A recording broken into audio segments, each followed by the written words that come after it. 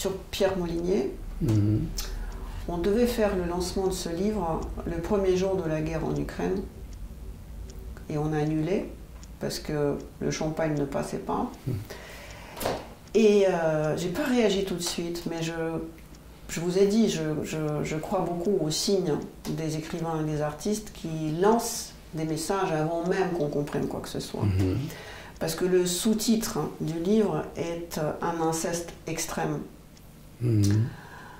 Aujourd'hui, quand on risque vraiment très très fort la Troisième Guerre mondiale, est-ce que l'inceste extrême n'est pas le fait qu'on a niqué nos enfants?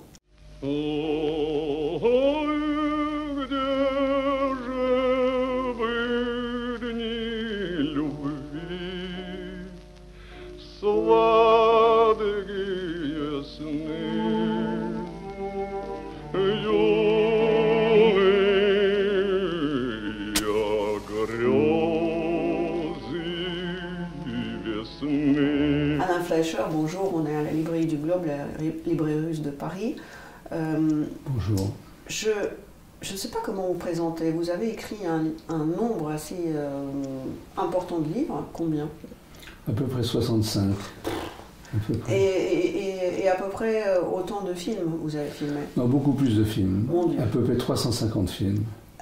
Et alors, quand j'ai essayé d'acheter vos livres, je suis allée au centre Georges Pompidou, ils ne savaient pas dans quel rayon aller, cinéma, littérature, critique d'art. Qui êtes-vous?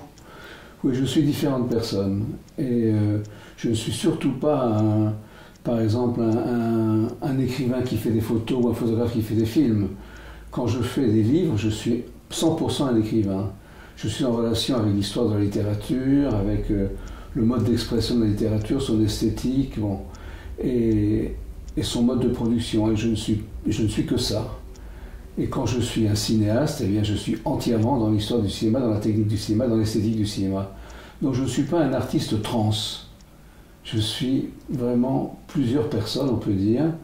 Et voilà, je ne mélange pas les identités. D'ailleurs, quand j'écris un livre, un roman par exemple, j'en ai écrit beaucoup, il m'est impossible d'imaginer qu'il soit adapté un jour au cinéma. Ça ne m'intéresserait pas, je ne saurais pas le faire. Et voilà, c'est un livre. Ça ne peut être qu'un livre. Ça ne peut être qu'un roman, disons, puisque j'ai aussi écrit des essais, des nouvelles, etc.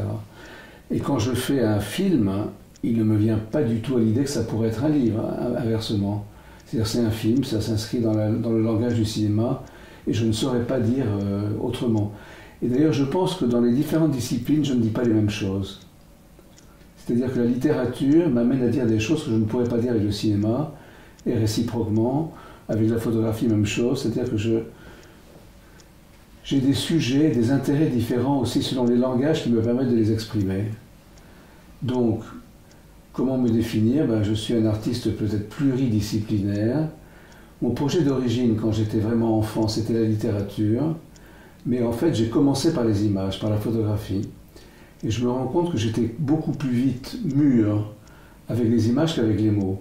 C'est-à-dire que les photographies que je faisais à l'âge de 10, 12, 15 ans sont encore présentables. Je pourrais encore les publier comme œuvres de jeunesse. Alors que les textes que j'écrivais à cette époque sont très naïfs, sont des livres d'enfants, enfin des petits contes, des histoires d'animaux qui ne seraient pas publiables. Donc la maturité m'est venue différemment avec les images et avec les mots. J'étais plus vite mûr avec les images qu'avec les mots. Mais quand même, mon projet principal reste la littérature. Après, je suis aussi passé par le cinéma qui m'a occupé beaucoup. J'ai très vite fait des films, je me suis emparé des moyens d'expression du cinéma et j'ai considéré que, à vrai dire, il suffisait d'avoir une caméra et de s'en servir pour être un cinéaste. C'est-à-dire, je n'ai pas voulu faire une école de cinéma, je n'ai pas fait la carrière traditionnelle de l'assistanat. Je me suis immédiatement emparé des moyens d'écriture du cinéma, les caméras, et j'ai fait des films.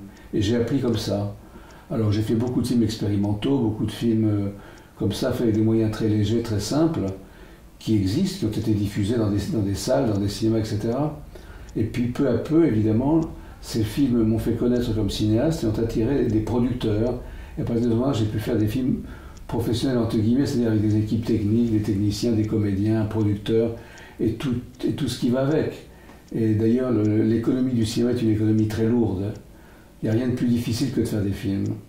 Et si je peux faire toutes ces choses différentes, c'est parce que chaque discipline, pour moi, est une vacance de l'autre. Si je passe par exemple 2 ans à faire un film, écrire un livre, c'est des vacances. Et non seulement l'économie est différente, mais le mode de travail est différent. Le cinéma est un art collectif. On travaille avec des collaborateurs, des techniciens, des comédiens, des producteurs, etc., des décorateurs. Et l'écriture est un art complètement solitaire. On est maître de tout. On a à rendre de compte de rien à personne, sauf au moment d'envoyer le manuscrit à un éditeur. Voilà, donc je me suis refusé à aucune discipline. C'est-à-dire que mes curiosités, mes appétits de jeunesse, ils étaient multiples. Alors évidemment, l'écriture, bien que voilà, au début c'était un peu naïf, les images, la photographie et le cinéma. Et puis j'ai connu des artistes. La seule chose que je ne me sentais pas capable de faire, c'est d'être un peintre, par exemple. Je me disais non, je ne suis pas bon pour peindre ou pour dessiner. Et puis j'ai connu des artistes comme Christian Boltanski ou d'autres qui m'ont fait comprendre que l'art contemporain, ce n'est plus la peinture. Enfin, ce n'est pas seulement la peinture, qu'on peut être un artiste contemporain en faisant de la vidéo, des installations, des œuvres qui ne sont pas, disons, peintes avec un pinceau sur une toile ou un crayon sur du papier. Vous n'avez pas dit que vous êtes aussi fondateur de Frénois. Et Frénois, c'est... il y en a qui disent que c'est une école d'art, d'autres disent que c'est une école de cinéma. Vous, vous présentez Frénois comme une utopie. Et je dois dire qu'on est là aujourd'hui, au moment de la guerre en Ukraine. Est-ce qu'on a encore une place pour les utopies ou il n'y a que de la place pour les bunkers dans le monde dans lequel... Il n'y a de place que pour l'utopie. Il n'y a de place que pour l'utopie. Seules les utopies peuvent nous sauver. Parce que si on se soumet au principe de réalité, on est vraiment mort. Effectivement, ce que vous dites est juste. C'est un temps des bunkers, c'est un temps de beaucoup d'autres choses horribles. Moi, je ne suis pas seulement attristé, effrayé par les bunkers, par la guerre, par cette violence irrationnelle, cette folie, mais par beaucoup d'autres choses dans le monde contemporain. Voilà, je ne sais pas, l'abus des nouvelles technologies, alors qu'elles sont passionnantes, mais elles deviennent aussi abusives. Certaines folies sectaires, comme je ne sais pas, le féminisme extrême, le féminisme... Moi, je n'ai rien contre le féminisme, c'est une très belle chose. Il y a eu des femmes magnifiques qui ont été des héroïnes du féminisme, mais le féminisme extrémiste me semble une folie. Et donc, il y a beaucoup de choses du monde contemporain qui m'inquiètent et qui m'attristent. Mais je pense que nous ne pouvons être sauvés que par les utopies. Et ce que je reproche d'ailleurs à la politique actuelle, en général, pas seulement en France, mais dans beaucoup d'autres pays, c'est qu'elles ont perdu le sens de l'esthétique. Il n'y a plus d'esthétique de la politique. La dernière fois qu'il y a eu ça en France, c'était à l'époque de François Mitterrand et de Jack Lang, qui était un grand ministre de la Culture, après André Malraux. C'est une époque où il y avait vraiment une esthétique du politique. C'est au point que quand Jack Lang a été ministre, il était devenu tellement populaire, y compris dans des classes ouvrières ou paysannes, alors que ce n'était pas principalement leur domaine, mais il a été ministre de la Culture et ministre de l'Enseignement. Eh bien, à cette époque, il était devenu tellement populaire qu'il aurait pu être élu président de la République. Les socialistes ont commis l'erreur d'envoyer Jospin contre Chirac. Jospin est un monsieur très bien, très raisonnable, très sérieux, mais il n'avait pas de charisme.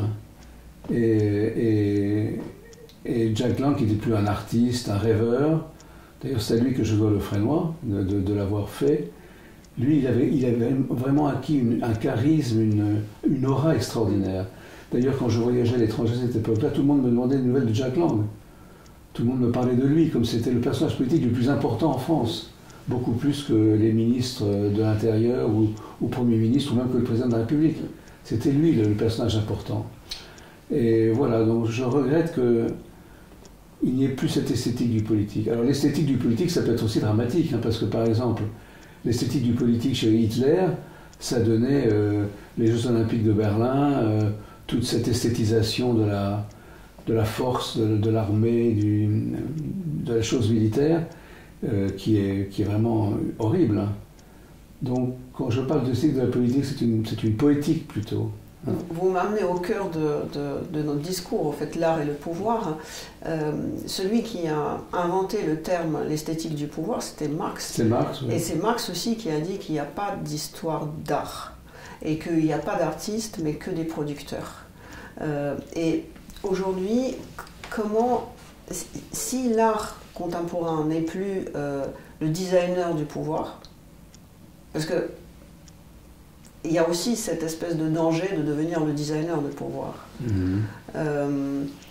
Et d'ailleurs, pour formuler autrement ma question, qu'est-ce qui est primaire, la politique ou l'art? Pour moi, c'est l'art. Pour moi, c'est l'art qui crée la politique. Je suis 100% d'accord avec vous, c'est l'art, bien sûr que c'est l'art qui crée la politique. La politique est incapable de créer de l'art. L'art peut créer du politique. D'ailleurs, les premiers musées d'art contemporain ont été faits en Union soviétique en 1919. Ah oui? Oui, et le Carré noir de Malevich était exposé pour la première fois pendant la Première Guerre mondiale en 1915, au moment où il y avait énormément de morts. Et donc cette esthétique de bolchevisme est apparue en plein milieu de la Première Guerre mondiale. Et tout à l'heure, vous dites qu'il y a des mauvaises choses dans l'art et dans l'esthétique du politique qui est l'art du fascisme. Que pensez-vous de l'art de communisme, de l'avant-garde russe? L'avant-garde russe a été un des moments les plus importants de l'histoire de l'art du XXe siècle. Je parle des avant-gardes, Malevich et autres. Néfaste. Comment? Néfaste. Moi, je ne sais pas, je considère que, vous parlez de Malevich, Malevich c'est une œuvre absolument radicale, et c'est extraordinaire qu'elle arrive dans ce moment politique. Parce qu'il n'y a pas plus radical que le Carré noir. C'est pour ça que je dis, est-ce que c'est pas lui et sa bande de copains à Vitebsk, dont vous avez fait un film magnifique, qui m'a fait chialer quand je l'ai vu. Est-ce que c'est pas cette bande de copains qui ont créé la catastrophe politique qui était le bolchevisme et le communisme? Ça, je ne saurais pas vous le dire. Très honnêtement, je ne suis pas assez au fait des choses, mais... Ce que je sais, c'est que Malevich était lui-même quelqu'un de très autoritaire. Vous savez que cette école de Vitebsk, elle avait été créée par Chagall, qui était un homme extrêmement doux et tolérant, etc. Il était chassé par Malevich. Malevich a pris le pouvoir. Il a chassé Chagall, qui déjà commençait à venir un peu en France, et qui s'est décidé à venir en France parce que Malevich l'a chassé. Malevich avait un très grand ascendant sur ses étudiants. Il y a des photos d'ailleurs de lui au milieu de tous les étudiants de l'école de Vitebsk. C'était un dieu pour eux. Et c'est vrai qu'il y a... Un diable, tout à fait, un diable, oui. Et c'est vrai que c'était un personnage qui avait ce penchant à l'autorité, une autorité exagérée, en fait, exagérée et intolérante. J'étais il y a quelques semaines à Milan et j'ai fréquenté je suis allée dans 2 musées. Quelque chose m'a impressionné, ce qu'on ne peut pas trouver en France. Dans 2 musées, il y avait des expositions d'art fasciste, pas d'art fasciste, des artistes qui ont créé pendant la période du fascisme. Il y avait quelques explications et j'ai découvert que finalement l'art de cette période n'était pas aussi radical que l'art bolchevique. Néanmoins, il y a en France toute une liste d'artistes qui sont dans une liste noire, qui étaient des collabos. J'ai l'impression qu'en Italie, c'est beaucoup plus pédagogique. On les raye pas d'histoire, mais on les présente d'une façon ou d'une autre. Que pensez-vous de cette espèce de tolérance et presque fascination devant l'esthétique du bolchevisme, et une fois de plus de Malevich, qui est un diable, on est d'accord? Tous les radicalismes fascinent. C'est effectivement jusqu'au boutiste, c'est radical et ça fascine. Je suis d'accord avec vous, c'est très différent en Italie. Par exemple, l'art, les futuristes italiens, par exemple, qui sont à peu près contemporains de Mussolini, sont quand même très imprégnés de la culture italienne, qui est la grande culture classique, la Renaissance, le XVIIIe, etc. Donc ils sont plus des poètes quand même que des militants ou des théoriciens politiques. Pas les Russes. Non, pas les Russes, non. Les Russes c'est des combattants, oui. C'est des tueurs, ouais. Ouais. C'est des combattants. Vous avez raison, il y a ce côté-là. D'ailleurs, en tout cas, je reprends l'exemple de Malevich parce que je le connais un peu du fait de mon intérêt pour l'école de Vitebsk. Il avait des allures de combattant, oui. Oui. J'ai aucune fascination pour lui. Je pense que la révolution russe était une performance artistique. Oui, tout à fait. Ouais. Vous avez tout à fait raison.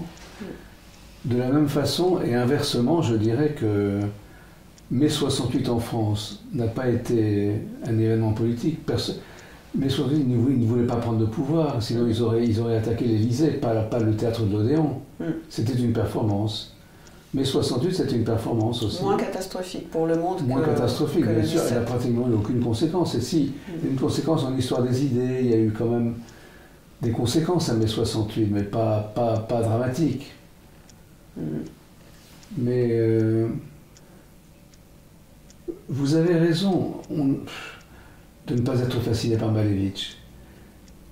Mais il fascine parce qu'il est radical. Et le radicalisme fascine toujours. Regardez dans le domaine des religions. L'islamisme radical fascine parce qu'il est radical. Et d'ailleurs, je trouve que de taxer ces islamistes violents de radicaux, de radicalistes, c'est presque trop beau. Parce que ça a l'air de leur donner une sorte de pureté. Je dirais qu'ils sont plutôt crétinisés que radicalisés. Ouais. Ce qui est autre chose. Je voudrais, parce que j'ai préparé énormément de questions, mais comme on est en plein guerre, j'ai du mal à me détacher du thème. J'ai apporté un de vos livres qui s'appelle L'accent. Toute la télévision française aujourd'hui parle avec un accent, l'ukrainien. Vous êtes d'origine, vous êtes à moitié hongrois. Hongrois, oui. Qu'est-ce que l'accent pour vous? Qu'est-ce que votre côté de l'Est en vous? L'accent pour moi c'est un fantôme, en fait.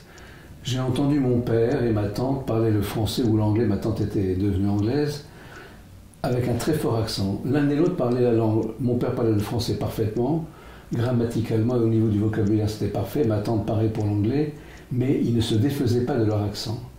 Et c'était comme une profondeur de champ, ce qu'on appelle la profondeur de champ au cinéma, c'est-à-dire ce qu'on voit au fond. C'est-à-dire il y a le point de netteté, c'est la langue, et le point un peu flou à l'arrière-plan, c'est l'accent. Mais c'est comme un souvenir d'un autre monde. L'accent, c'est le souvenir de là d'où on vient. L'accent, c'est ce qui montre le point de départ d'un voyage.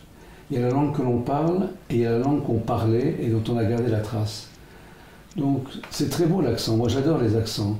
Parce que quelqu'un qui parle le français avec un accent m'intéresse beaucoup plus qu'un français qui parle sans accent étranger. En fait, il y a toujours des accents en français. Un accent du Midi, un accent du Nord, un accent du Pays Basque, ce sont des accents quand même. Mais bon, ça reste dans une géographie, disons, familière. Mais l'accent russe ou l'accent anglais ou l'accent espagnol ou l'accent italien, ça me ravit. Et alors, il y a des accents que j'aime et d'autres que j'aime pas, mais c'est une question d'esthétique, là. Il y a des langues qui peuvent être de très belles langues, mais qui ne laissent pas un bel accent. Oui. Par exemple, le hollandais, qui est une langue qui est, voilà, comme une autre. Je n'aime pas spécialement, mais disons que bon, c'est une langue, mais elle ne laisse pas un bel accent. Ou le portugais, qui est une langue charmante, ne laisse pas non plus un bel accent. Pour moi, c'est une question de goût, hein. Mais voilà, l'accent, il y a à la fois un côté esthétique, il y a des accents qu'on aime. L'accent russe est très charmant en français. L'accent italien est charmant, certains accents anglais, l'accent américain pas vraiment, mais l'accent des Anglais d'Angleterre peut être charmant. En tout cas, pour moi, l'accent c'est très important parce que j'ai vécu dans une famille où tout le monde avait un accent. Vous dites qu'aujourd'hui à la télévision tout le monde a un accent, mais moi depuis toujours je vis dans les accents. Dans ma famille, personne ne parlait le français sans accent. Mon père avait un accent hongrois très fort, ma tante aussi, ma mère qui était moitié espagnole pouvait avoir aussi un peu d'accent. Et tous les amis de la famille parlaient avec un accent. Ils venaient tous de quelque part qui n'était pas la France elle-même. Et ça a toujours été pour moi une géographie d'arrière-plan. C'est-à-dire que c'est le pays qui est au fond. Le pays d'où l'on vient, d'où l'on garde quelque chose. Je trouve d'ailleurs assez étrange quelqu'un qui vient de très loin et qui n'a pas d'accent. Ça m'inquiète. Ça m'inquiète toujours. Parfois c'est une grande virtuosité, c'est une grande prouesse. Justement, un russe ou un chinois ou un anglais qui parle le français sans accent, c'est remarquable. Ça veut dire que bon, c'est des gens qui ont une capacité à s'approprier les sonorités d'une langue extraordinaire. Il y a certains chanteurs, par exemple, qui parlent différentes langues presque sans accent. Mais ça m'inquiète, parce que c'est une capacité d'avoir oublié leur origine. Ça m'amène à une question, hein, parce qu'on parle de faute sonorité des langues, mais dans l'art, et vous êtes le directeur, le fondateur d'une école d'art qui accueille beaucoup de gens de nationalités différentes. Il y avait autrefois l'art français, l'art de l'Europe du Nord, l'art russe, l'art islamique. Aujourd'hui, il y a l'art contemporain. Qu'est-ce qu'aujourd'hui l'accent dans l'art plastique, je veux dire? Alors je trouve que en tout cas au Fresnoy, où on accueille toutes les disciplines, on accueille des plasticiens, des photographes, des cinéastes, des vidéastes, des installateurs, des chorégraphes, des écrivains, bon. Ce qui domine toutes ces disciplines, c'est l'accent du cinéma. Le cinéma a dominé l'art du XXe siècle, son modèle, son mode de diffusion, son mode de production, sa capacité à parler de tout, fait que le cinéma a dominé tout l'art du XXe siècle et il continue à dominer aujourd'hui malgré le fait qu'il a absolument abandonné ses outils d'origine. C'est-à-dire que le dispositif historique, les supports historiques, les outils historiques du cinéma sont oubliés maintenant. Plus personne ne tourne sur de la pellicule, avec une caméra à croix de Malte, on ne projette pas avec des vieux projecteurs de cinéma. Tout ça se fait maintenant avec des caméras vidéo, des caméras numériques. Donc tout a changé, mais le cinéma est toujours le même. C'est-à-dire que ce que vous voyez sur un écran, ça reste un film. Même le dispositif a changé, parce qu'on pouvait appeler cinéma et film tout ce que vous voyez dans une salle où vous êtes assis à place fixe avec un écran devant vous, un projecteur derrière vous. Tout ça, c'est un film. Mais aujourd'hui, on sait qu'on peut voir des films autrement. On peut voir un film à la télévision, on peut voir un film sur un écran qui n'est pas dans une salle, etc. Mais je trouve que le cinéma a laissé une trace, une empreinte et un accent très fort sur toutes les disciplines. En fait, tous les artistes rêvent d'être cinéastes. Et à une époque, vous pouviez parler avec un danseur, un chorégraphe, un peintre, un photographe. Au bout de 5 minutes, revenait la figure de Godard. Il était l'artiste de référence. Avant lui, c'était Andy Warhol. Et il y a eu un moment où l'artiste qui valait pour tout le monde, dont tout le monde voulait parler, à qui tout le monde se référait, c'était Godard. Et ça a marqué vraiment la domination du cinéma sur toutes les autres disciplines. Elle continue, cette domination. Parce que je pourrais dire que le Fresnoy n'est pas une école de cinéma, et pourtant, c'est parce qu'on n'est pas une école de cinéma qu'on invente du cinéma au Fresnoy. Le cinéma même s'invente au Fresnoy beaucoup plus que dans une école de cinéma comme la FEMIS, parce qu'on n'est pas une école de cinéma et parce que le cinéma prend les accents de toutes les autres disciplines. Au Fresnoy, le cinéma est immergé dans une promiscuité avec l'art, la danse, la musique, la littérature, la photographie. Et cette immersion le contamine l'art. Donc je dirais que voilà, l'accent qu'a pris l'art aujourd'hui, c'est l'accent du cinéma. Et ça se sent dans beaucoup d'œuvres. Le fait que, par exemple, on ait sorti les projecteurs de la cabine de projection pour des installations où on voit des films sur des écrans dans une salle de musée où vous passez, vous n'êtes pas assis, vous restez 5 minutes ou 30 secondes plutôt que 3 heures, ça prouve que le cinéma fascine. Le cinéma a déteint sur beaucoup d'autres disciplines. Et on retrouve cette fascination, cet accent du cinéma dans beaucoup d'expressions artistiques aujourd'hui. On a parlé de Marx, mais on peut aussi parler de Lénine, qui considérait que le cinéma est le plus important de tous les arts. Oui. N'est-ce pas pour ça la fascination de tous les artistes vers le cinéma? Parce que finalement, c'est un moyen de propagande. C'est un moyen de propagande, vous avez raison, mais ce n'est pas ce qui m'intéresse le plus, mais c'est un moyen très, très puissant de propagande, bien sûr. D'ailleurs, dans votre film sur Godard, je ne sais pas si c'est sur Godard ou sur Fresnoy, j'étais marquée parce que Godard a dit à un moment que plus le film est cher, plus on l'impose pour le public. Oui, bien sûr, parce que plus un film est cher, plus il faut qu'il se rembourse. Donc le cinéma est dans cette économie où il faut absolument que plus c'est cher, plus il y a de public. Et parfois la spéculation, c'est ça, faire un film très cher, parce que plus il sera cher, plus il aura public. Ce qui marche en général, mais pas toujours. Il y a des films qui ont coûté cher et qui ne rapportent pas d'argent, qui se cassent la figure. L'économie du cinéma elle est très complexe. En plus de ça, il y a beaucoup de producteurs qui pensent tout savoir, qui vous disent il faut faire un film comme ça, le scénario doit être comme ça, ajouter ceci, enlever cela, parce que c'est que ça qui va marcher, et qui se trompent. Il y a beaucoup de producteurs qui se trompent. La réussite d'un film, elle est mystérieuse. Mais vous avez raison, le cinéma est un art de propagande. Néanmoins, même dans les films de propagande, c'est souvent l'art qui domine. Moi, j'ai passé ma jeunesse à voir les films d'Eisenstein. Je ne sais pas si vous les considérez comme des films de propagande. Ah oui, bien sûr. Mais quel talent! Quel talent, c'est fascinant, c'est des films sublimes. Moi, c'était mon école de cinéma. Je n'ai pas fait d'école de cinéma, donc j'allais voir les films, j'allais à la Cinémathèque française et je regardais tous les grands classiques, Murnau, Fritz Lang, tous, mais parmi les maîtres, c'était Eisenstein, incontestablement. Et donc ces films qu'on peut considérer en effet comme des films de propagande, c'est des films d'une poésie et d'une fascination extraordinaire. Dans votre école de Fresnoy, avez-vous des quotas de nationalité ou comment ça se passe? Pas du tout. Il n'y a aucun quota, par exemple, français-étranger ou filles-garçons. Donc l'équilibre se fait naturellement. C'est un peu magique parce qu'on pourrait imaginer qu'une année, les filles soient bien meilleures que les garçons et qu'il y ait 24 filles sur les 24 de la promotion. En fait, ça s'est toujours plus ou moins équilibré. Bon, il arrive qu'une année, il y ait plus de filles que de garçons ou l'inverse, un peu plus d'étrangers que de Français ou l'inverse. Mais ça s'est toujours équilibré. Et par contre, les nationalités varient.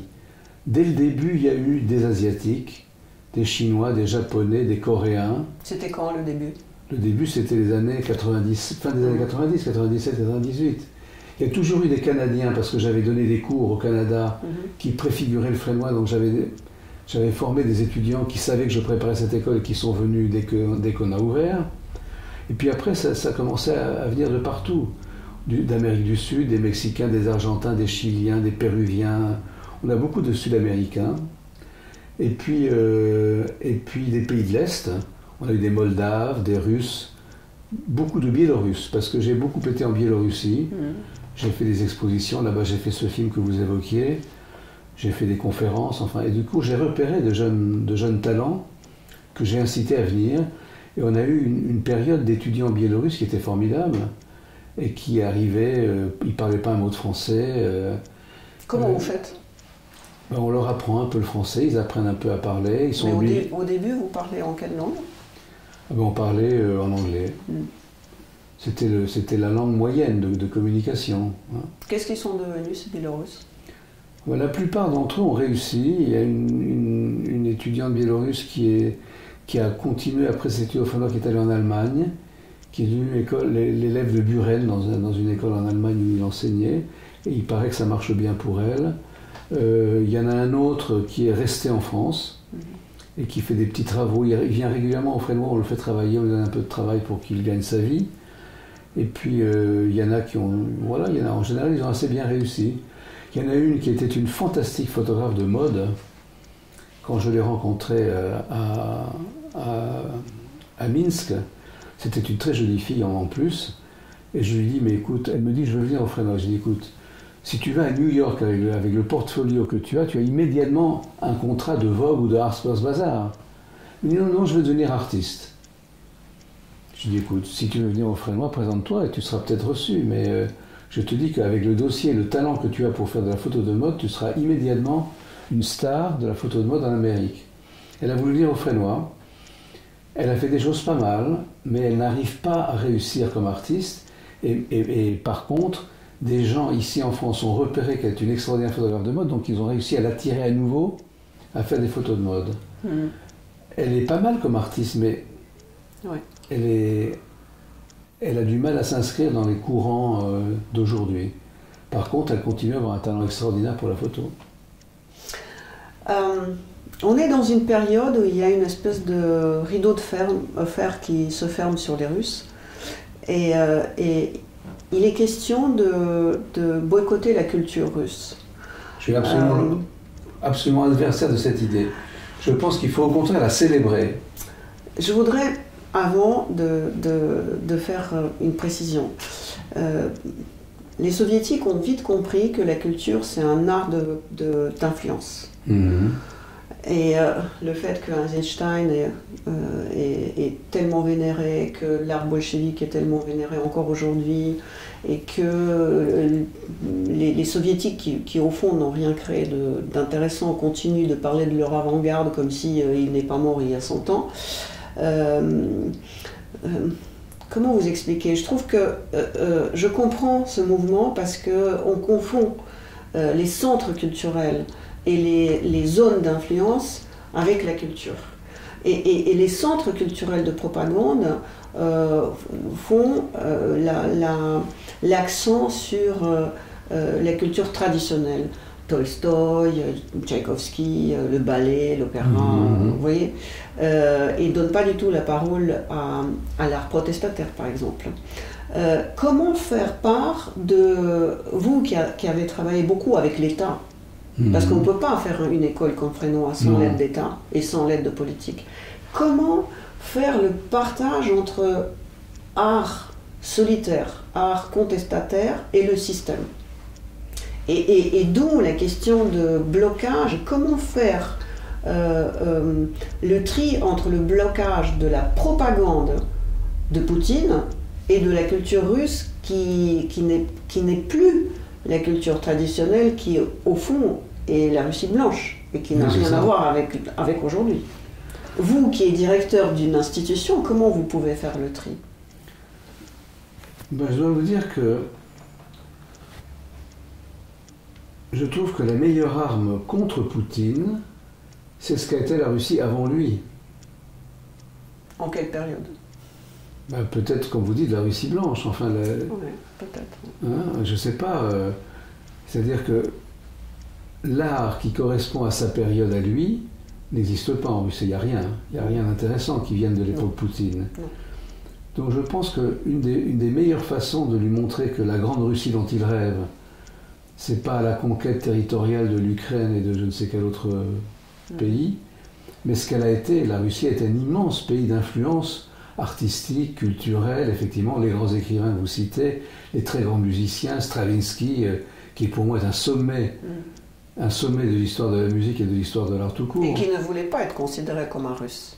Il ne voulait pas être considéré comme un russe? Il disait, il faut arrêter de dire que la culture russe a quelque chose de spécial parce que c'est la ramener à l'art nègre. Il dit, pourquoi quand on parle de la culture russe, on parle de tradition, balalaïque, enfin des choses un peu comme les musiciens Moussorgsky, folkloriques, voilà. Et donc il disait, du moment où on dit que je suis un compositeur russe, je suis comme un peintre nègre. Ou un sculpture nègre, vous voyez? Oui, je vois. C'est drôle parce qu'il ne voulait pas être considéré comme russe. Il me disait, du moment où j'écris de la musique, je suis musicien. J'ai pas de... Il avait raison. Néanmoins, par exemple, ce chef-d'œuvre qui est le Sacre du Printemps, c'est un grand hommage à la Russie traditionnelle, à la paysannerie russe. Donc, voilà, moi je garde de la Russie cette image d'un pays d'invention, Rodchenko en photographie, tous les grands cinéastes qu'on a cités, les chorégraphes, les danseurs. C'est ça la grande Russie. Et je ne sais pas comment faire pour que M. Poutine se rende compte qu'il se trompe. Il est en train de défigurer l'image de la Russie. Lui, il s'est trompé et j'ai tellement envie de dire paix à son âme un jour. Mais si on peut dire ça, parce que même ça, on ne peut pas lui souhaiter. Ma question, c'est plutôt comment faire pour que les Russes essaient de trouver de nouveau leur place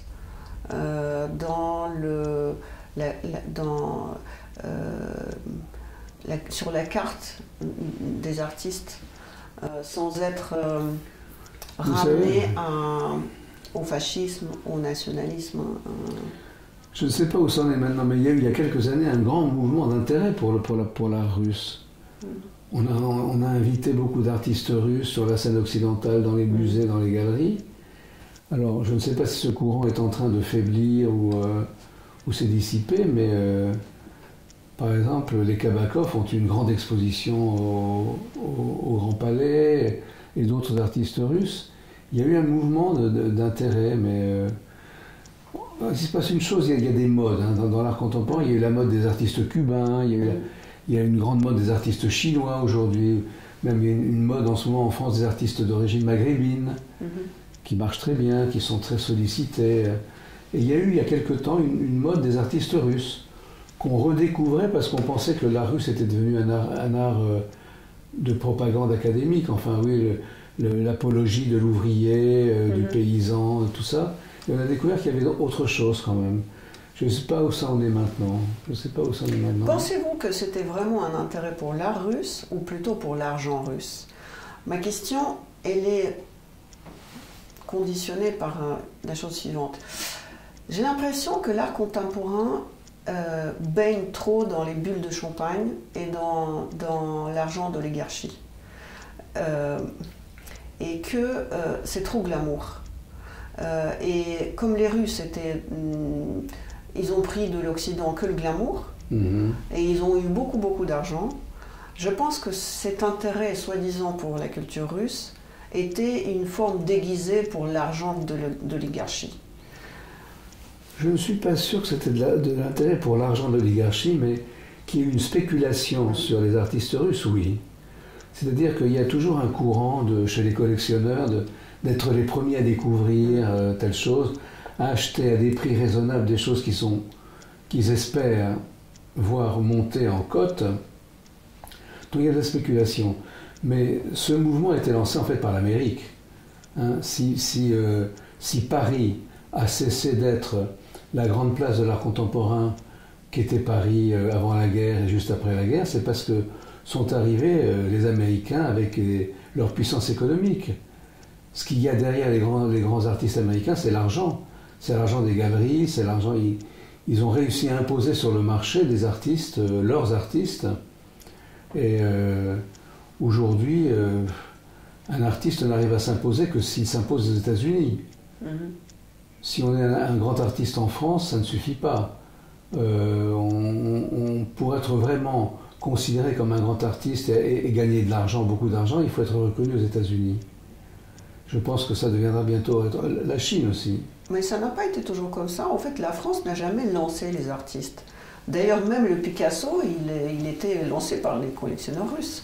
Oui, c'est vrai. Ouais, il a fallu qu'il devienne le membre du Parti communiste français pour qu'on lui donne le titre d'un grand artiste. Quel paradoxe. Alors je ne sais pas si, comme vous dites, c'est les oligarques russes qui ont attiré l'attention sur l'art russe. C'est possible, je ne suis pas assez au courant de ces aspects-là. Mais moi, ce que j'ai vu plutôt, avec ces modes successifs pour des artistes qu'on découvrait, l'art russe, l'art cubain, l'art chinois, l'art des artistes du Maghreb, c'était un mouvement de spéculation des collectionneurs. C'est-à-dire être les premiers à découvrir un courant, un artiste qui, à son début, ne vaut pas encore beaucoup d'argent, mais qui va monter et qu'on aura collectionné au bon moment. Un grand poète français, Baudelaire, a dit, je ne sais plus dans quel livre, que les termes artistiques français étaient terriblement militaires. Ah oui. Commissaire, avant-garde, enfin... c'est intéressant ça, je ne savais pas. Oui, c'est Baudelaire qui disait ça. Ma question, c'est sur le rôle des commissaires, que j'aime pas... Est-ce que c'est une profession à part, commissaire? Parce que j'ai l'impression qu'il y a des artistes qui créent et puis les commissaires qui décident, comme des généraux. Les commissaires, ils profitent, c'est-à-dire que le plus souvent... ce sont des gens qui profitent d'une situation, ils décident de lancer quelque chose, un courant, un artiste, et ils se propulsent sur la scène comme des vedettes. Moi, je n'ai pas beaucoup d'admiration pour les commissaires. J'en ai connu beaucoup, il y a des gens très bien, c'est un peu comme les collectionneurs, mais il y a beaucoup de commissaires ou de collectionneurs qui s'aveuglent. Je pense qu'il y a aujourd'hui autant de mauvaises évaluations par les commissaires d'exposition à la mode, par les collectionneurs à la mode, qu'à l'époque des impressionnistes. À l'époque des impressionnistes, les grands collectionneurs collectionnaient les peintres académiques et n'achetaient pas Gauguin, Van Gogh et les autres. Et à toutes les époques, il y a la même erreur. À toutes les époques, il y a un engouement des collectionneurs, des commissaires, des responsables de musées, etc., pour des artistes qui sont dans la mode, dans l'air du temps. C'est en eux qu'on voit l'art intéressant, et ils passent à côté des vrais artistes. Et ce qui s'est passé à l'époque de l'impressionnisme, où justement, par exemple, Van Gogh a vendu un tableau à son frère, mais aucun grand collectionneur de l'époque ne l'a acheté. ils achetaient, je vous disais, Meissonnier, Rosa Bonheur, c'est-à-dire ou Jérôme, des artistes vraiment très académiques. Et ils étaient très sûrs d'eux, ils étaient sûrs de leur savoir, de leur connaissance, de leurs références historiques. Et aujourd'hui, c'est pareil. Aujourd'hui, les grands collectionneurs, les Pinault, Arnaud et Gagossian et autres, ils sont absolument sûrs d'eux, ils sont sûrs de ne pas se tromper, d'acheter ce qu'il faut acheter, et que ce sont eux les grands artistes. Et je suis convaincu qu'ils laissent de côté des artistes extrêmement importants qui ne sont pas dans leur... D'ailleurs, ils n'achètent pas français. Non, ils achètent très peu français. Ouais. C'est presque... Enfin, une fois Poutine... je reviens toujours vers Poutine. Poutine a obligé l'oligarchie russe d'acheter du russe. Ah oui. Ouais. Et il les a obligés. Il les a obligés, oui. Et c'est pour ça que... c'était bien ça. Ouais, c'est une bonne idée. Parce que c'est pour ça que quand il y a une moindre vente aux enchères de l'art russe, les prix sont hallucinants parce qu'ils sont obligés d'enchérir sur du russe. Mais ça, c'est une forme de nationalisme que je trouve bien. Je trouve bien parce qu'effectivement, sinon... Mais c'est comme ça que les Américains ont fonctionné, hein. Peut-être pas de la même façon, peut-être pas en obligeant d'une façon politique les grands collectionneurs à acheter, mais il y avait cette volonté très nationaliste de propulser, de défendre des artistes américains dans les grandes collections, dans les grands musées. L'art américain est né comme ça, est né de la pression des collectionneurs, des commissaires et des... Vous avez écrit un livre sur Pierre Molinier. On devait faire le lancement de ce livre le premier jour de la guerre en Ukraine et on a annulé parce que le champagne ne passait pas. Et j'ai pas réagi tout de suite, mais je vous ai dit, je crois beaucoup aux signes des écrivains et des artistes qui lancent des messages avant même qu'on comprenne quoi que ce soit. Parce que le sous-titre du livre est un inceste extrême. Aujourd'hui, quand on risque vraiment très très fort la Troisième Guerre mondiale, est-ce que l'inceste extrême n'est pas le fait qu'on a niqué nos enfants? C'est une proposition intéressante, hein, c'est une proposition intéressante, mais il y a probablement quelque chose de corrompu dans le monde. Il y a quelque chose qui s'est gâté, il y a quelque chose qui s'est gâché, c'est sûr. Sinon, on n'en serait pas là. Donc, je ne sais pas exactement ce que vous entendez par on a niqué nos enfants, mais enfin, je crois on a pris leur futur. On a pris leur futur, on a pris leur avenir. Au moins le futur d'une génération. Oui, après, on va peut-être tous partir au paradis. Hein. Mais moi, je ne crois pas au paradis. Mais oui, on peut voir les choses comme ça. C'est vrai qu'on a confisqué l'avenir des jeunes générations. Et alors, comment ça s'est produit? À qui la faute? Est-ce que c'est politique? Est-ce que c'est social? Est-ce que l'art y est pour quelque chose aussi? L'art a participé, parce que l'art participe à tout. Hein. Je ne crois pas que l'art ait une très grande influence politique. Je ne crois pas. Je sais qu'il y a beaucoup d'artistes qui sont des artistes engagés, qui pensent que leur action politique va avoir de l'efficacité, du sens. Je crois qu'ils se font un peu des illusions. C'est mon point de vue. Je pense qu'un artiste ne peut pas être indifférent à ce qui se passe. Il faut qu'il prenne position, il faut qu'il prenne parti, il faut qu'il réagisse, il faut qu'il choisisse un camp. Et ça, c'est évidemment... On ne peut pas ne pas être concerné par ce qui se passe. Mais par contre, je doute beaucoup sur l'efficacité, l'influence des artistes sur le politique. Peut-être que sur le public, ils peuvent créer une prise de conscience. Mais je suis toujours un peu gêné quand un grand artiste prend position d'une façon qu'il veut exemplaire, comme si sa parole était plus importante que celle de la concierge. Et je ne suis pas sûr. Hein. Je ne suis pas sûr qu'un grand artiste soit plus clairvoyant, soit plus juste dans ses idées que monsieur ou madame tout le monde. Est-ce que le fait d'être un artiste donne une autorité, une lucidité, une clairvoyance plus grande? Peut-être pas une notoriété, mais c'est vrai qu'un artiste pardonnez-moi une comparaison un peu bizarre, il y a quelque chose chez un artiste de pute. Il voit où il y a, Oui. où il fait chaud. Oui. Et ils vont en avant-garde, et ce chaud, c'est la liberté, au fond. C'est Oui. même pas l'argent, c'est la liberté.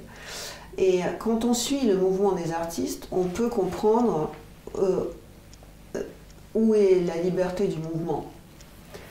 Et je crois à leur intuition de bien-être, ou leur intuition de... La société est faite du politique, elle est conditionnée par le politique. Pour un exemple, il y a un artiste Kulik, qui est un russe, d'origine ukrainienne d'ailleurs, qui est un actionniste russe, qui encore en 89 a créé une œuvre, et cette œuvre était la fondation du Parti pour les animaux. Il se déguisait toujours en chien, il mettait une muselière, et il aboyait sur les gens, et il faisait des photographies comme ça. D'ailleurs, il était censuré plusieurs fois à la FIAC, parce que c'est un peu hard ce qu'il fait. Et voilà que 40 ans après, il y a un candidat à la présidence du Parti des animaux. Un artiste a fait une performance, et le politique a suivi 40 ans après. Donc je pense que peut-être qu'ils n'ont pas le droit de s'imposer, mais ils sentent des choses. Ça, je suis tout à fait avec vous, que l'artiste est une sensibilité particulièrement aiguë, que peut-être monsieur, madame, tout le monde n'a pas. Parce que voilà, l'artiste, il est fait de sensibilité à tout ce qui se passe dans le monde. Bon. Donc ça, sans doute. Et l'artiste dont vous parlez, qu'il ait anticipé des choses qui se passent aujourd'hui par sa sensibilité, parce que c'est un visionnaire. Mais je pense que, ça c'est incontestable, mais je ne pense pas qu'il ait eu de l'influence lui. Non. Voilà, je ne pense pas que son art, que ce qu'il a fait ait eu de l'influence qui a amené à la création aujourd'hui. Non. Mais il a prévu. Il a anticipé, il a anticipé par sa sensibilité. Mais je pense que oui, il y a beaucoup d'artistes qui sont des visionnaires. Ça, c'est incontestable. Et c'est particulièrement visible aussi chez les écrivains. Les écrivains Vous savez, je peux vous donner... j'ai dit que quand j'ai vu votre film sur Vitebsk, qui était tourné en quelle année? Ça a dû être tourné en 99 ou 2000. Donc c'était pas aujourd'hui. Non. Et j'ai vu ce film au moment où votre coffret de film est sorti. Je comprenais pas quelle époque c'est. Et je me suis dit, mais comment diable quelqu'un qui est français, parce que je connaissais pas votre origine hongroise, comment diable quelqu'un qui est français a pu faire ce film avec autant de désespoir russe. Et en même temps, j'ai regardé ce film avant le début de la guerre. Et je vous ai dit, j'ai chialé, parce qu'il y a quelque chose de déchirant. Tu regardes ces gens qui, en 89, étaient pleins d'espoir, et tu savais, en regardant votre film, je savais qu'ils sont condamnés. Ah oui. Alors, est-ce que c'est votre prévision? Est-ce que vous l'avez senti en 89 que c'est des gens... Vous n'avez pas dit ça avec méchanceté, parce que vous avez beaucoup de compassion, vous avez trouvé que les filles étaient belles mais mal sapées, parce que souvent quand on parlait des Russes, c'est un peu avec une intonation de supériorité ou fausse complaisance. Vous, c'était terriblement mélancolique. Est-ce que c'est dû à votre culture hongroise qui pour moi est la plus grande des mélancolies? Je pense que c'est ça, oui. Oui. Je suis né dans cette mélancolie. Et disons que la France où je suis né, où j'ai vécu toute ma vie, enfin sauf depuis quelques années où je suis beaucoup en Italie, ne m'a pas donné l'occasion d'identifier l'origine de ma mélancolie. Et je l'identifiais là-bas, en Biélorussie. J'ai découvert un monde qui me rappelait le monde perdu, qui me rappelait le monde qui aurait dû être le mien, en fait. Et je l'identifiais tout de suite, c'était une chose sentimentale, c'était pas du tout, c'était ni théorique, ni politique, ni historique, c'était sentimental. Je voyais ces paysages, ces petites maisons en bois, peintes, comme je dis, de couleurs vives. Ouais. Je voyais ces filles souvent très belles, très simples, dans une gare, le train s'arrête dans une gare, et on voit des paysannes qui pourraient être des top modèles, des filles magnifiques. Et on se dit, tiens, si le train s'arrête ici, je peux m'arrêter, je peux aller voir cette fille et vivre avec elle pendant 30 ans. J'ai identifié quelque chose là, dans ce monde, quelque chose qui avait été préservé. Alors c'est une chose, c'est un paradoxe, c'est que les pays qui ont souffert de régimes très autoritaires ont souffert de ça, et en même temps ils ont sauvé quelque chose. C'est-à-dire que la Biélorussie, elle a été un peu gelée après la guerre. Elle a été coupée du monde, mais quelque chose a été sauvé. Et c'est ça d'ailleurs que les Biélorusses n'aiment pas beaucoup dans le film. Parce que les Biélorusses, ils auraient préféré que je montre les villes nouvelles, les bâtiments nouveaux qui n'ont aucun intérêt, qui sont moches, qui sont horribles.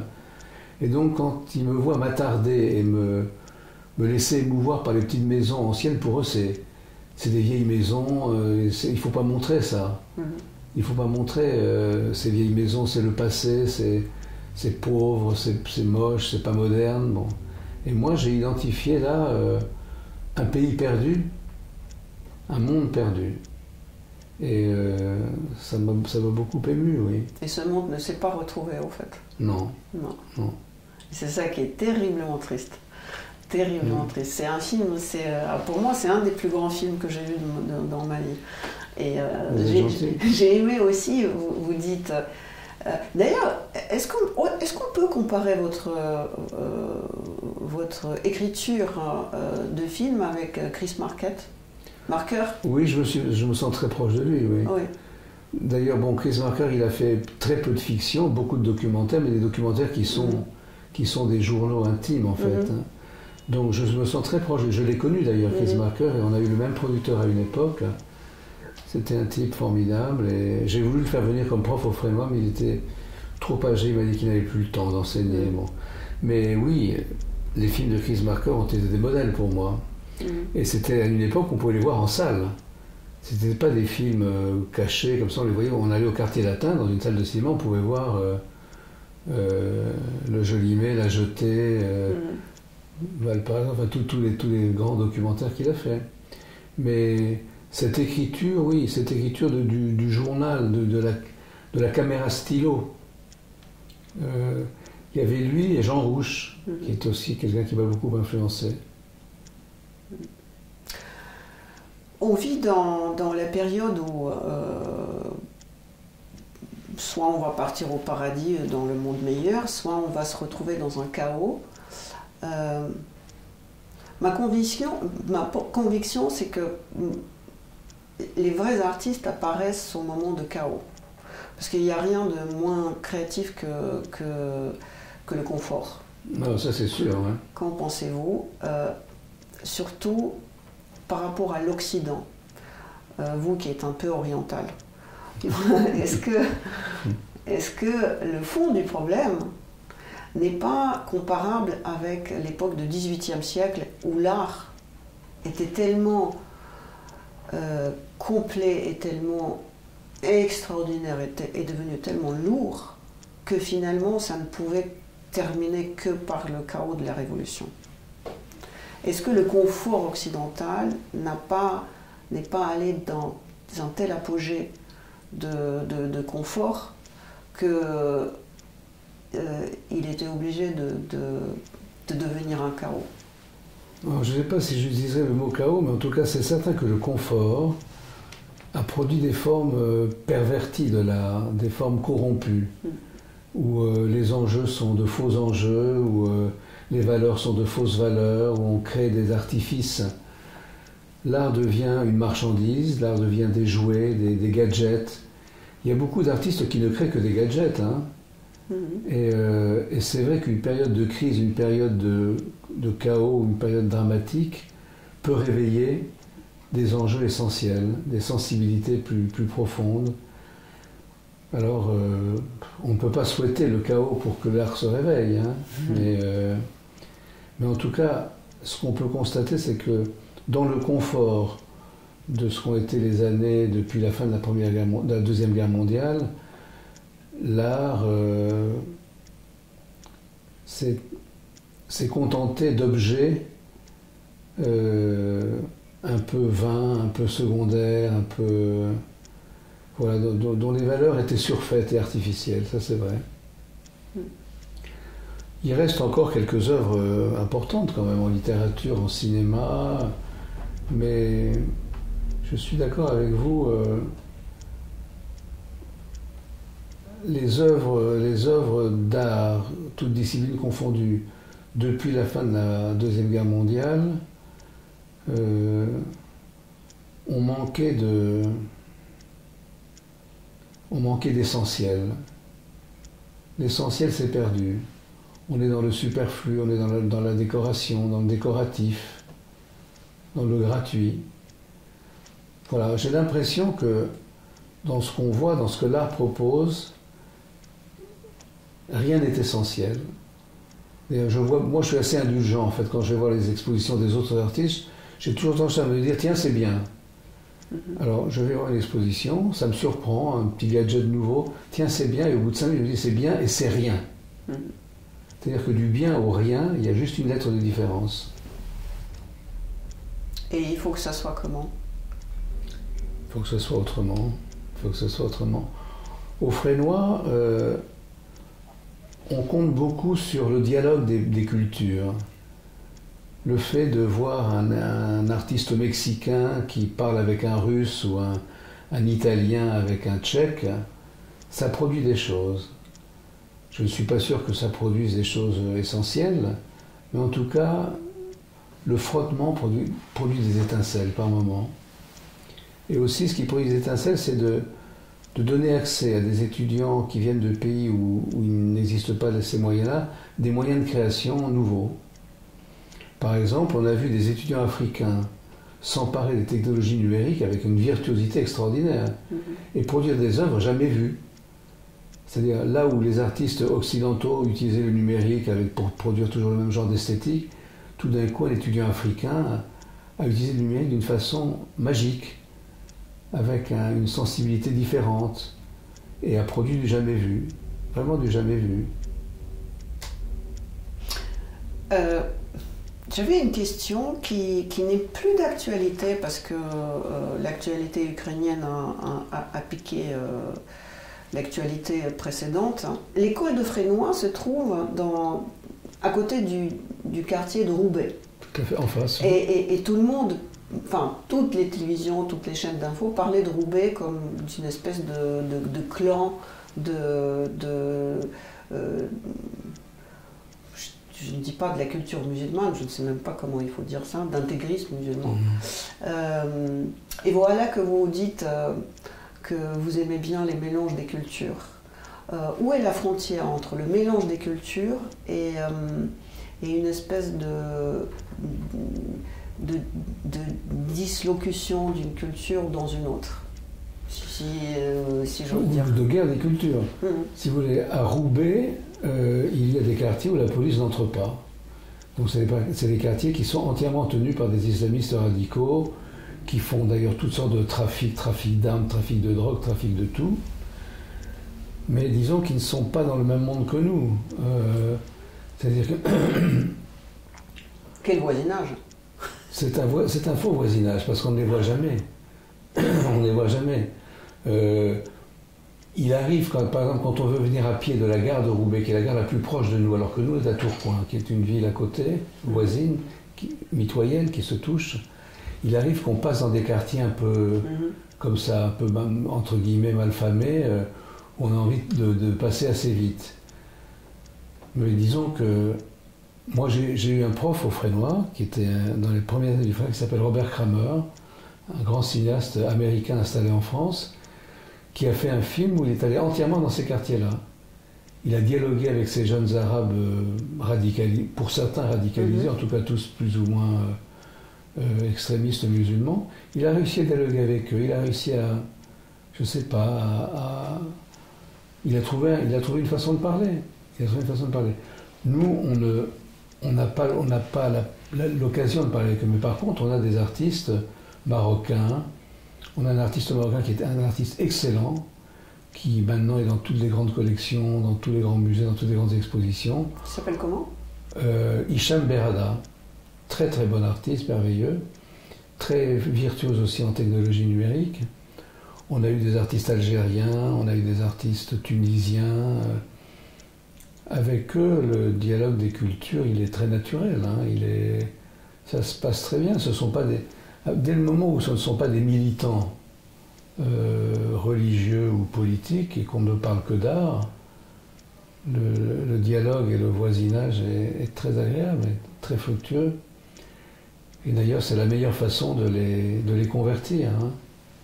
De convertir un artiste, un jeune garçon, une jeune fille qui pourrait être tenté par le radicalisme religieux, le convertir à l'art, à la photographie, à la vidéo, c'est magnifique, c'est gagné. J'appartiens à la génération des Russes qui ont créé dans les squats. Pour moi, le seul vrai endroit de l'art, c'est un squat. Moscou était devenu à un moment donné, dans les années 80, des squats. On ne connaissait pas les institutions. À votre avis, où il y a plus de chances de créer des nouvelles tendances ou des nouveaux mouvements dans l'art, dans l'underground ou dans une institution? C'est une drôle de question que vous me posez parce que moi je suis une institution underground, donc oui, Comment on fait? Je suis dans l'institution, mais par une sorte de miracle, parce qu'aujourd'hui, si on devait refaire le Fresnoy, on ne pourrait pas le refaire. Pourquoi? Parce que les politiques ne nous aideraient pas, c'est-à-dire qu'on ne serait pas admis comme institution. D'ailleurs, je vous donne un exemple, en ce moment le Fresnoy travaille à un grand projet de métamorphose. C'est-à-dire que je voudrais faire entrer les sciences au Fresnoy parmi les arts, c'est-à-dire faire arriver des jeunes scientifiques, des professeurs qui mettent en dialogue les sciences et les arts. Ça marche très bien, on l'a expérimenté à petite échelle, ça marche très bien. Les artistes sont toujours très intéressés à travailler avec des scientifiques, et les scientifiques, finalement, les sciences humaines ou même les sciences dures comme les mathématiques, l'astrophysique, la chimie, sont très intéressés par les moyens d'expression des artistes, notamment pour ce problème très important de la vulgarisation. Ils sont très intéressés à pouvoir se servir des moyens d'expression de l'art, les scientifiques. Donc c'est un projet magnifique, il faut simplement des moyens supplémentaires, créer un bâtiment supplémentaire, un budget supplémentaire pour le fonctionnement, puisqu'il faudra plus d'étudiants, plus de profs, etc., des laboratoires à côté des studios de création artistique. C'est un projet très enthousiasmant qui serait à la pointe de ce qui se ferait dans le monde, on serait un lieu unique au monde.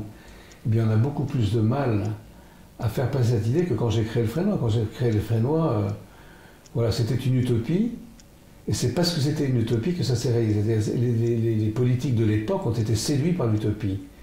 Ils se sont dit, tiens, on va signer une utopie, on va être les politiques qui auront décidé que ce soit créé, il y aura notre signature. Et Jack Lang, il a signé le Fresnoy à sa façon.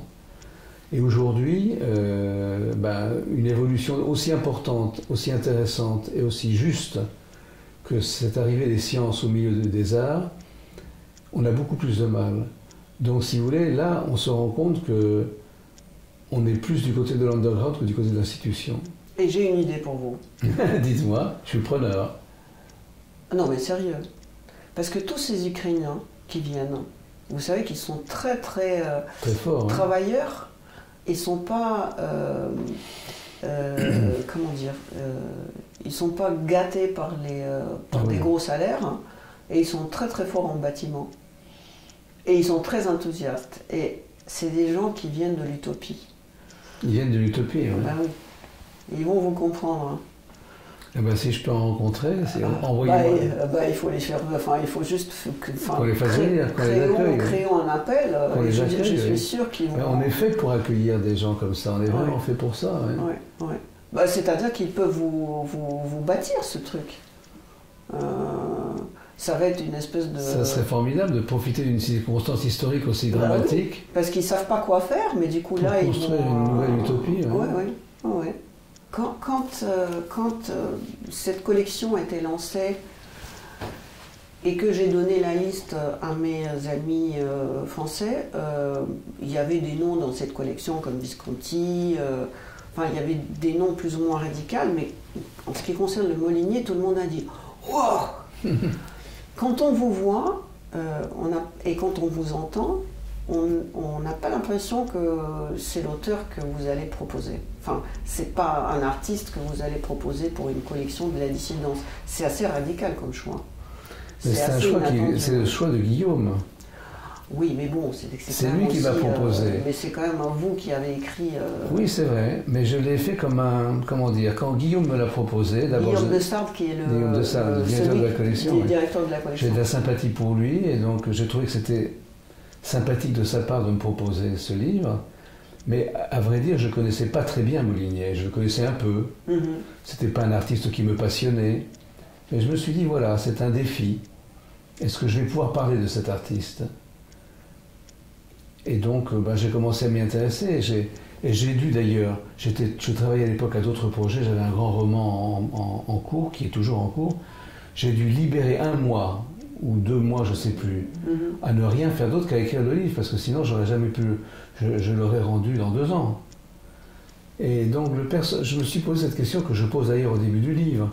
Est-ce qu'on peut écrire la biographie d'un personnage sans pouvoir la mettre en regard avec sa propre biographie, avec l'autobiographie? C'est-à-dire, est-ce qu'on peut écrire sur quelqu'un sans identifier quelque chose chez cette personne qui nous ressemble, enfin, qu'on peut partager? À première vue, je n'avais rien à partager avec Molinier. C'est-à-dire, tout ce pourquoi il est très connu, le travestisme, l'exhibitionnisme, toutes ces choses me sont étrangères. Alors j'ai découvert quand même certaines choses. C'est un passionné des femmes, au point qu'il veut être une femme pour aimer les femmes en tant que femme. Donc c'est assez complexe, mais ça je peux le comprendre. Donc peu à peu, en creusant un peu dans la vie de ce personnage que j'ai un peu étudié pour écrire le livre, j'ai découvert que je pouvais faire des jeux de miroir avec ma propre autobiographie, avec mes propres intérêts. Bon, les points communs sont très très fragiles et très minces. Il n'y a pas beaucoup de points communs entre lui et moi. Mais il y a suffisamment de... Il dégage suffisamment de sympathie quand même. C'est un personnage extravagant, insupportable, intempestif, mais généreux, qui méprise les conventions, qui se moque des grands bourgeois, qui veut les provoquer, qui veut les choquer. Bon, tout ça, même si ce n'est pas ce que j'ai fait dans ma vie, m'a été sympathique. Et donc j'ai réussi à identifier un personnage qui méritait qu'on s'intéresse à lui et qui méritait qu'on essaye de voir ce qui, dans sa vie, peut résonner avec la vie qu'on mène soi-même, même si c'est très différent, si c'est très loin.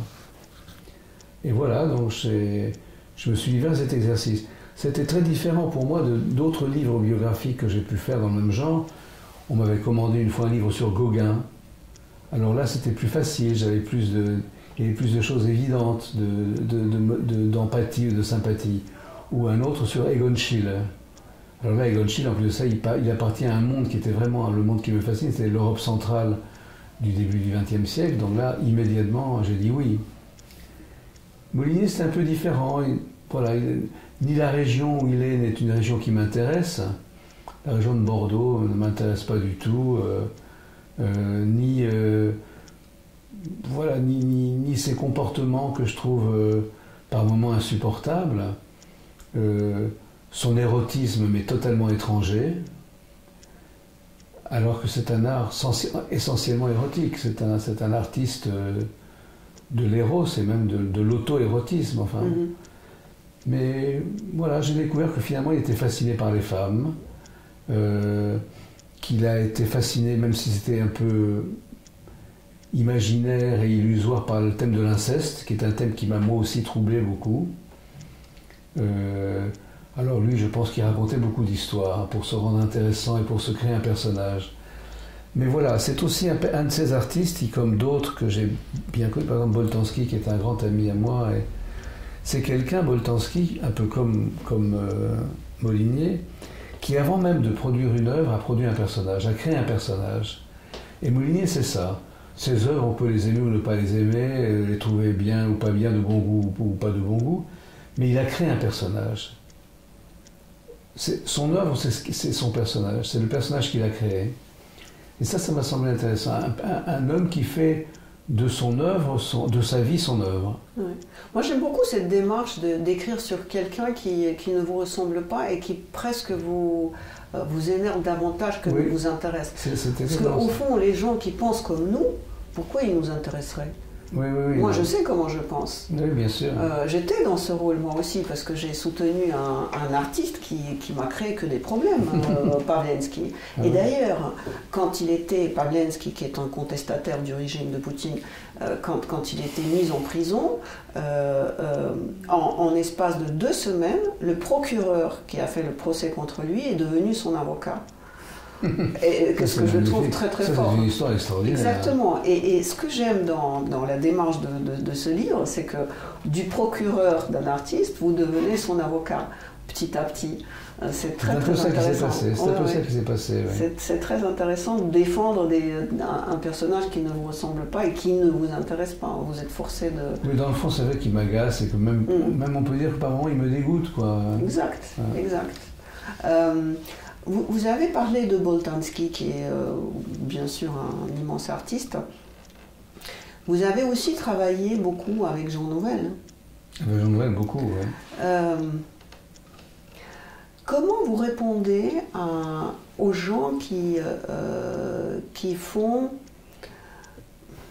presque des attaques à l'architecture de Nouvel, qui est un peu contaminée le monde, dont l'architecture est devenue uniforme et trop dépourvue des accents? Je ne sais pas, parce que Jean Nouvel, il a fait des œuvres très différentes les unes des autres. Et il a quand même des singularités. C'est-à-dire que la plupart des architectes, des grands architectes d'aujourd'hui, ils créent des objets qui sont des œuvres d'art, avant même d'être des œuvres d'architecture. Par exemple, le Guggenheim de Frank Gehry, c'est une sculpture, c'est une énorme sculpture. Comme musée, ça fonctionne moyennement. C'est un magnifique bâtiment, une magnifique sculpture, magnifique forme, mais comme musée, c'est pas terrible. Les salles à l'intérieur, bon. Voilà, c'est un objet qui est posé à Bilbao, là, au bord de la rivière. Il est magnifique, il est étrange, mais bon. Par contre, le musée du Louvre-Lens est très banal. Ça ressemble à un immense showroom. Quand il s'est construit, j'ai fait un long film sur ce musée, donc je le connais bien. La construction ressemblait à celle d'un showroom pour Mercedes, avec des grandes baies vitrées. Je me disais, bon, ça va pas être extraordinaire. Eh bien, en fait, c'est un magnifique musée. Comme musée, il fonctionne magnifiquement. Jean Nouvel, il a la particularité d'être un architecte qui se définit lui-même comme contextualiste, c'est-à-dire qu'il se soucie du contexte des bâtiments. Il veut que le bâtiment qu'il construit dialogue avec l'architecture et la géographie, avec l'histoire et la géographie du lieu où ça se passe. Donc à chaque fois, quand même, il crée une architecture différente, parce qu'il faut que ça dialogue avec une histoire et avec une géographie. Son chef-d'œuvre, c'est le Louvre à Abu Dhabi, sur lequel je suis en train de finir un film. Et là, il y a une justesse absolue. Le geste est juste. Et c'est ce que on en revient à cette appréciation parfois un peu critique que je fais de l'art contemporain, c'est-à-dire que il n'y a pas toujours de justesse. Il y a des gestes amusants, originaux, ah oui, c'est drôle, c'est intéressant, c'est nouveau. Mais où est la justesse, où est la nécessité? Pareil pour l'architecture. Frank Gehry ou d'autres, il y a des grands architectes, font des bâtiments magnifiques, hein, des objets bizarres, des objets curieux, des grandes sculptures, mais est-ce que c'est juste? Jean Nouvel, il a aussi fait des objets comme ça. Je ne le défends pas à 100%, mais le plus souvent, il a fait des objets justes, quand même. Et Bon, l'Institut du monde arabe son premier grand chef-d'œuvre, c'est un objet très juste par rapport au lieu, par rapport au contenu, à ce que doit être ce lieu, un institut du monde arabe. Le Louvre à Abu Dhabi est juste, le musée des arts premiers, le Quai Branly, c'est aussi un très beau bâtiment. La Fondation Cartier, bon, tous ces bâtiments sont très différents. Si vous les regardez les uns côté des autres, on ne pourrait pas dire « Ah, on le reconnaît tout de suite, on reconnaît tout de suite son style ». Parce qu'à chaque fois, il s'est intéressé à son contexte, au programme, le programme d'un bâtiment. Avant même de vouloir faire un bâtiment signé de lui avec sa signature, son écriture, son style, il a voulu respecter un programme. Donc voilà comment je vois son travail et comment je le défends. Et Fresnoy, c'est aussi un projet architectural. C'était ma première collaboration avec un grand architecte, le Fresnoy. Oui. Ouais. J'ai dû expliquer à Tchoumi ce qu'on devait faire. Lui, il ne savait pas du tout. Je lui ai expliqué que c'était une école, mais que c'était un lieu de production, qu'on allait produire des films, du son, de la musique, de la photo, etc. Donc, il m'a demandé de l'emmener dans des lieux de production, dans des studios de tournage, sur des plateaux, dans des laboratoires. Je lui ai fait voir tout ça. Et puis, il a pris connaissance du lieu qu'on avait choisi. Le lieu qu'on avait choisi, c'était un ancien site de distraction populaire où il y avait déjà un bâtiment ancien. Un bâtiment sans intérêt, esthétique industrielle vaguement, mais c'était en fait un lieu de distraction, pas une industrie, avec des toits en tuiles et en accent circonflexe. Quand il s'est présenté au concours, il y a eu 5 candidats pour la phase finale. Pratiquement les 4 autres ont proposé de raser l'ancien Fresnoy et de construire un bâtiment nouveau. Ces 4-là se trompaient, puisque si c'était pour construire sur un terrain vague, j'aurais pu choisir n'importe quel autre terrain vague. On avait choisi le Fresnoy parce qu'il avait une histoire, qu'il y avait un bâtiment quand même qui avait une existence, une histoire, un passé, que la population de cette région était venue là pendant des décennies pour se distraire, pour s'amuser, pour s'évader. Et donc Tchoumi a eu l'intelligence de conserver l'ancien Fresnoy, l'ancien bâtiment, à 80%. Il n'a rasé que ce qui était vraiment irrécupérable, abîmé, bon. Et il l'a restauré et couvert de ce grand toit nouveau qui là est le signe d'une architecture contemporaine. Donc il a d'une part respecté le passé qui nous avait touchés dans ce lieu. On l'avait choisi parce qu'il y avait ce passé, sinon je vous dis, n'importe quel terrain vague, on aurait pu l'utiliser pour construire quelque chose. On avait été attiré là par ce lieu, par cette histoire, par ce bâtiment, et puis en gardant le vieux et en construisant du moderne, il articulait 2 époques. Et le Fresnoy, c'est exactement ça. Le Fresnoy articule le XXe siècle et le XXIe, puisque le Fresnoy, il est basé comme sur une culture de référence qui est le cinéma, l'art du XXe siècle.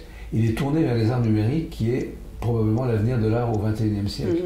Donc en créant cette double couche, l'ancien bâtiment et le nouveau, il crée ce dialogue entre le XXe et le XXIe siècle. Donc il y avait de la justesse. Et les espaces qu'il a créés sont des espaces qu'on a tout de suite aimés. Quand on a emménagé dans le bâtiment, alors il y avait des choses à améliorer parce qu'il avait manqué un peu d'argent pour réaliser les choses. Il y avait des petits détails à améliorer, même parfois des gros détails, des incorrections techniques. Par exemple, le pôle son, il n'était pas acoustiquement traité, donc ça n'allait pas. Mais sinon, le bâtiment était immédiatement agréable. Je le confirme. J'y étais. Ah oui, ben ça me fait plaisir. Et c'était ma première collaboration avec un grand architecte. Et d'ailleurs, c'était joli parce que lui était fasciné par le cinéma, qui était mon métier, et moi j'étais fasciné par l'architecture. Et on s'est rendu compte qu'il y avait des langages communs. L'architecture, la musique et le cinéma sont des arts qui dialoguent. Oui. Les films des années 60. Oui, voilà. Tchoumi, il est fasciné par la théorie du cinéma, par la théorie du montage spécialement. D'ailleurs, il considère que son bâtiment, au fond, là, c'est une œuvre de montage. Les cut, comment il appelle ça? Les cut-up et les short-cut et les soft-cut. Oui, comme chez Godard. Comme chez Godard, absolument. Ah.